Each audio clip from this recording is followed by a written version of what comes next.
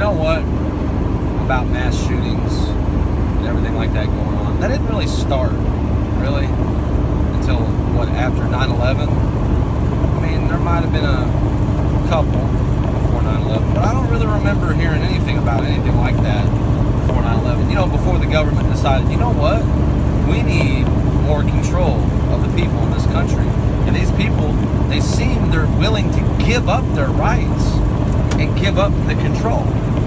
And I like the argument that they're trying to say, well, people don't need automatic weapons. Why would they need automatic weapons? You don't use an automatic weapon to go hunting. Well, the reason we should be able to have automatic weapons is, for one, this is our country. This is a country by the people, for the people, we the people, right? And we have access to automatic weapons in case the government, which they're trying to do, takes over the country, in a way to where we become slaves. We become in bondage. And right now, they would not do that. Remember up there in Montana when they tried to take that guy's land and all the people from all over the country showed up with their automatic weapons to fight off the government? And we won. They didn't take the man's land. They're scared of us.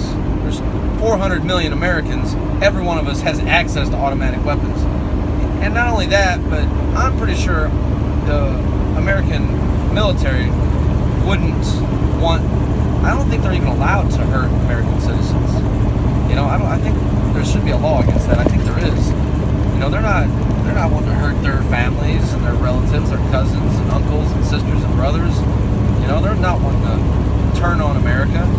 But if they ever did, because all we need is one ruthless leader, a dictator, that could enslave us.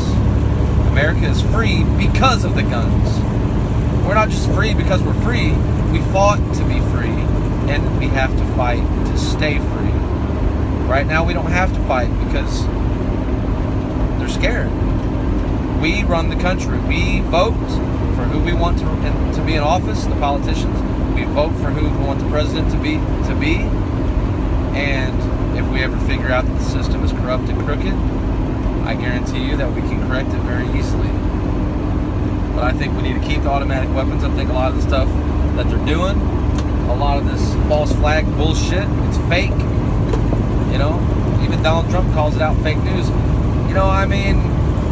lot of that stuff, like the Sandy Hook shooting, they have already proved, the moment they proved that was fake, they stopped talking about it. They stopped putting it on the news. They stopped doing, the only thing that existed of it ever after that was on YouTube. And they were revealing all the actors and the guys smiling, talking about how his kid died, and then he was smiling about it, laughing and joking. And they even found that these guys were hired through a company. And then, so you got to just pay more attention to what's going on. They're trying to manipulate your emotions and manipulate your thoughts because they want you to give up your rights. Not just your gun rights, your freedom of religion, your freedom of speech, all your rights, the whole Constitution. They want it gone. They want you to have no rights in this country whatsoever. And a lot of people are voluntarily giving up their rights left and right.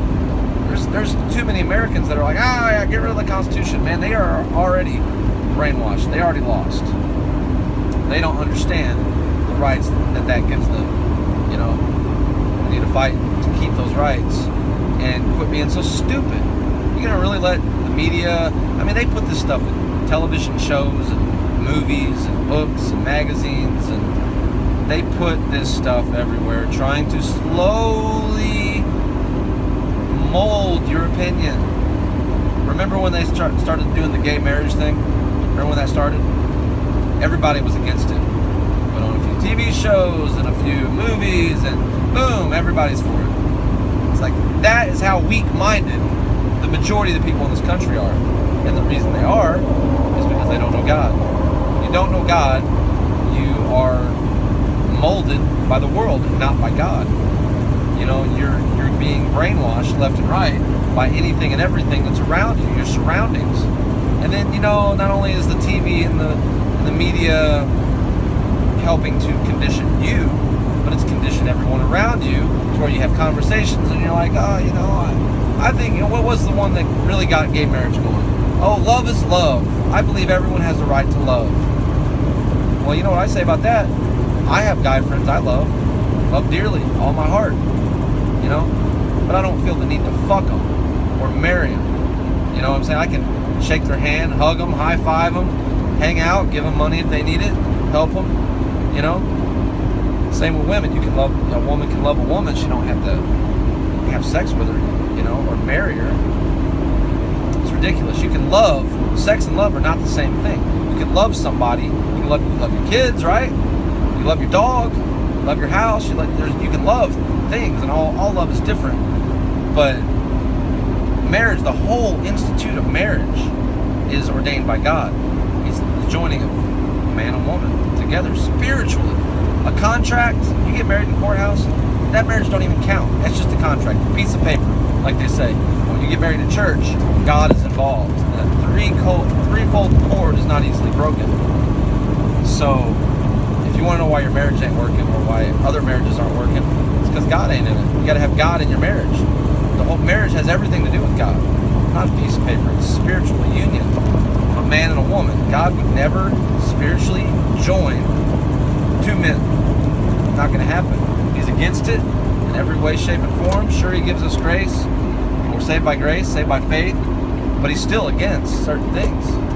You know, he'll give you grace. You murder somebody, you can probably still go to heaven, but he's going to, you know what I'm saying? He who lives by the sword dies by the sword. He's going to kill you. If you kill someone, he's going to kill you.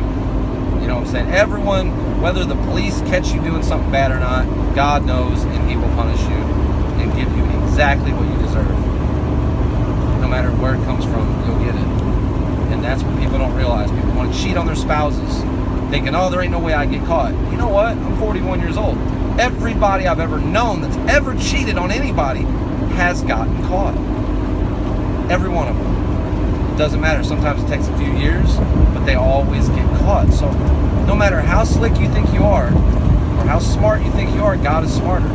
And you will get caught up. And you will get caught. So when you decide to cheat, like your husband or wife, keep that in mind, that you're going to eventually have to give everything away that you worked hard for. Your whole family, pay child support, lose your house, car, half your paycheck, all because you just wanted a different woman. A lot of times, from what I hear, a lot of guys cheat on women that are not nowhere near as good as the woman they're with. I guess so they can deny it. Was that plausible deniability? Like, oh, I would never sleep with her, honey. I mean, look at her. She's 300 pounds and blah, blah, blah. Well, you know what? That's ridiculous, man. You know, I'm telling you right now, don't even be in a relationship if you don't feel like you can be faithful. And I don't believe a person can be faithful if they don't know God. There's no reason to be faithful. You know, love without God is temporary. You think you love somebody, then when you get tired of them, then you want to trade them in, toss them aside, throw them out like trash. The person you claim to love, you want to throw away like trash. When you have God in your heart, you can love a person until the day you die, no matter how old you get, no matter how old they get, no matter what they start to look like. When you really love someone, they can get a car wreck, get disfigured, get crippled. You're still going to be there. You're still going to take care of them. You're still going to love them. You're not going to leave them and toss them aside like trash. I had a friend of mine got cancer. Before he even died, his wife already had another man living in their house. That wasn't love. I feel only sad that he died and was married to a woman that he loved that didn't love him back and couldn't even wait till he was in the ground to get with another man. It was so fast, it had me thinking she was probably with him while he was still alive. I don't know. It's all just a bunch of crap, man. People want to treat each other like crap. That's fine. Treat each other like crap all you want, because you'll get what you deserve. And eventually you'll learn your lesson. It'll come back on you.